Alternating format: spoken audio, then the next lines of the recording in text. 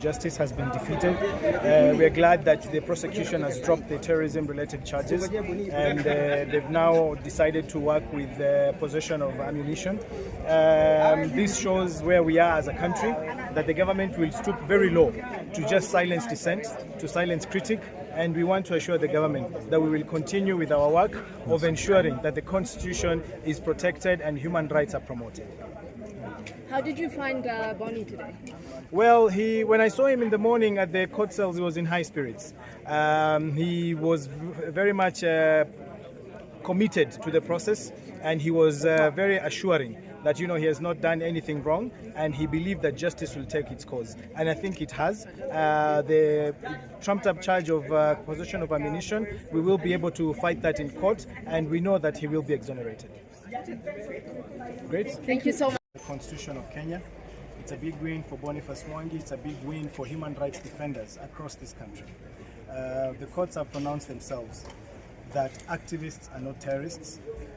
They couldn't even somehow come up with even the simplest of charges related to terrorism. So this is something that we must celebrate, that the Constitution has won today. And we just want to say this. Kenyans know who the goons are. Kenyans know who support goons and vandalism in this country. We see them every day.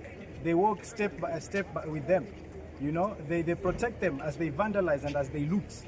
They share in the proceeds of the loot and the vandalism. Kenyans know this. It's all over. So let the state stop using or misusing the ODPP and the courts to silence dissent, to silence criticism, and to silence democracy. And our assurance to Kenyans is that this will not deter us. We are not intimidated at all, and we shall continue to push for change in Kenya. Thank you. Let me just say something about large numbers, and they have really fought for us. But I also want to say that it's not just for us. It's not for Boni and Njeri that this fight is for. It's for the Constitution of Kenya. All those young people that have been put behind bars, that are being charged with the same charges, like what he said, we must defend our Constitution. If Ruto wants to be the ODPP, then he should become the ODPP. Otherwise, let the courts do their jobs, and he should lead this country, which he has failed to do. So he needs to step aside and let this country be run with the institutions. I said in the morning that I really was hoping that the courts would do what they're supposed to do. And I'm glad that they have been able to stand on their own. The surety just means that if Boniface fails to come to court, then we will be forced to pay that money.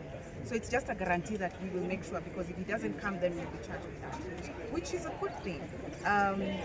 It didn't need to be that high, but it means that Boni is free to go.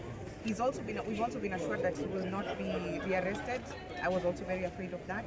But because the courts have said as much, then I expect that he will be free, that he will go home, and we don't need to be looking over our shoulders. We will definitely be locking our gates because they just drove right through. But the Constitution must be upheld. We must continue to ensure that this Constitution is upheld at every level, every Kenyan, everywhere. This Constitution has got your back. So we must ensure that we come out in large numbers every time the Constitution is violated, so that we make sure that it continues to cover us for years to come. And it's the same Constitution that will jail Ruto and all those cronies. Khalid. Thank you. Khalid? Yeah. Two charges. One is on holding a firearm, and the other one is on being in possession of government stores without valid reason or valid permits.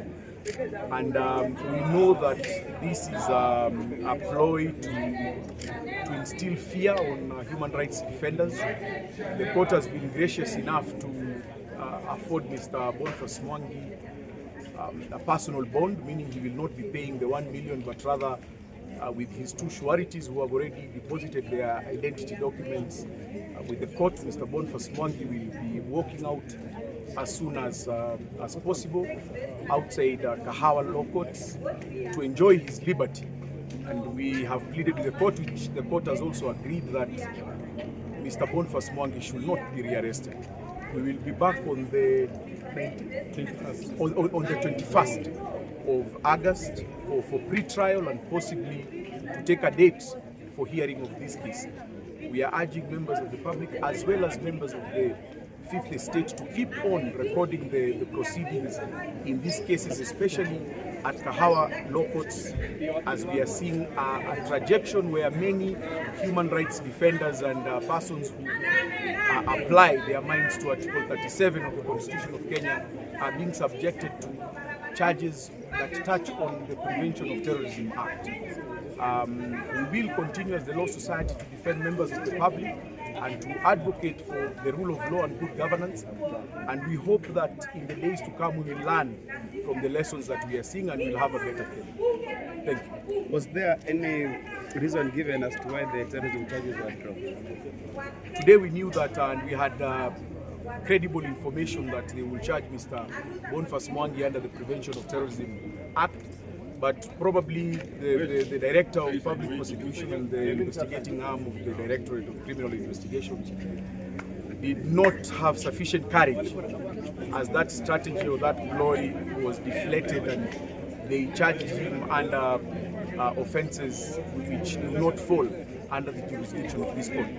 So palpably we are relieved on one end, but we continue to insist that that insistence to charge demonstrators under Porter is an abuse of discretion and is an abuse on the part of the decision to charge, because persons who participate in lawful demonstrations that are permissible under Article 37 ought not to be charged if any offense is committed under the Prevention of Terrorism Act.